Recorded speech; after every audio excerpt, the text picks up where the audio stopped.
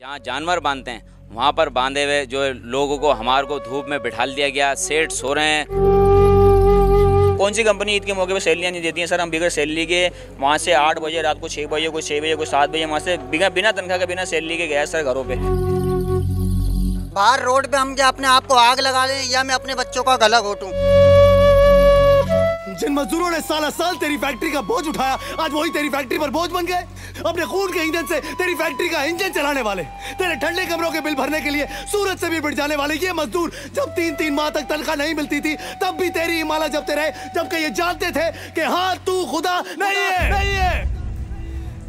गरीबों के बच्चों के हाथों से तख्तियां छीनकर अपने तख्त बनाने वाले, कभी सोचा तूने कि जब इनके झोपड़ों में कोई त्योहार आएगा तो ये बाप अपने बच्चों को क्या मुंह दिखाएगा?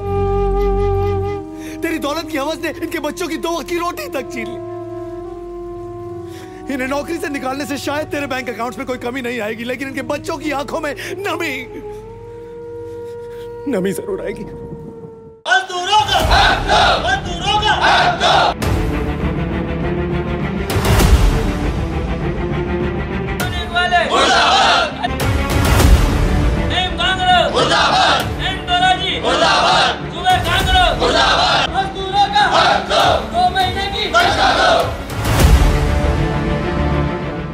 शेदाद मेरा नाम है। मैं DS1 में यूनिक कंपनी में 15 साल से मैं सर्विस कर रहा हूं। जैसा कि आप जानते हैं, आपको जो है बता चुका हूं पहले भी मीडिया पे, कोई मेरी मीडिया पे कवरेज नहीं हो रही सर। कोई मेरे साथ इंसाफ, इन साथियों के साथ, कोई मज़दूरों के साथ इंसाफ नहीं हो रहा, कोई हमारी सुनवाई नहीं हो रही। मेहरबानी करके हमारी कवरेज करिए। हमारे इदारे कोई सुनवाई नहीं हो रही, इदारों में भी सब जो है वो सोए हुए हैं।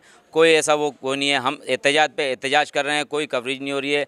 एहतजाज के बाद भी हमारे को सेठ की धमकियां मिल रही हैं, सुनवाई नहीं हो रही है। उसके बाद मुसलसल हम कंपनी गए तो कंपनी में हमारे को जो है ना अपना जो बाहर जो से जहाँ जानवर बांधते हैं वहाँ पर बांधे हुए जो लोगों को हमारे को धूप में बिठा दिया गया। सेठ सो रहे हैं, सेठों को बोल दिया गया कि बुलवाओ, तो कोई नहीं आ रहा। वो सो रहे हैं। 6-6 घंटे हम वहाँ पर खड़े हुए हैं, एहतजाज कर रहे हैं, कोई मायना नहीं आता। पुलिस की ऊपर से धमकियाँ दी जा रही हैं।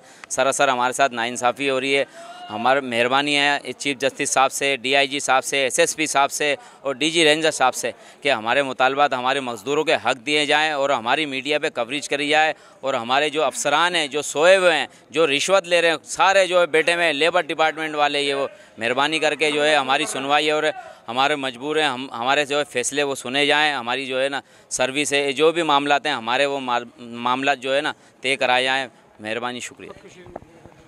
अस्सलाम वालेकुम, मेरा नाम साजिद है। मैं DS मोटर्स का वर्कर्स हूँ। तकरीबन 10 साल मेरे को सर्विस को हो चुके हैं सर। हमने अपनी नौकरी के दाव पे लगाई है सर। तकरीबन हमारे को 10 साल 18 साल सर्विस को हो चुके हैं। हमने अपनी तनख्वाही मांगी है सर सिर्फ, और कुछ भी। बच्चों को घर बैठे में तकरीबन ईद का मौका था, जो कौन सी कंपनी ईद के मौके पे सैलरियाँ नहीं देती है सर। हम बगैर सैलरी के वहाँ से 8 बजे रात को 6 बजे को 6 बजे को 7 बजे वहाँ से बिना तनख्वाह के बिना सैलरी के गया सर घरों पर। तो हम हक़ में आ रहा है, जो भी हमारे बड़े हैं हमसे, जो यहाँ लेबर कोर्ट में जो जहाँ भी हैं, हम उनसे रिक्वेस्ट करते हैं सर हमारी सुनी जाए। तकरीबन मीडिया जो भी हमारे चैनल है, जो हम तकरीबन बहुत सारे चैनल को सर हमने यहाँ के इंटरव्यू इत्यादि रिकॉर्ड कर, लेकिन सर हमारा कोई कवरेज नहीं कर रहा सर।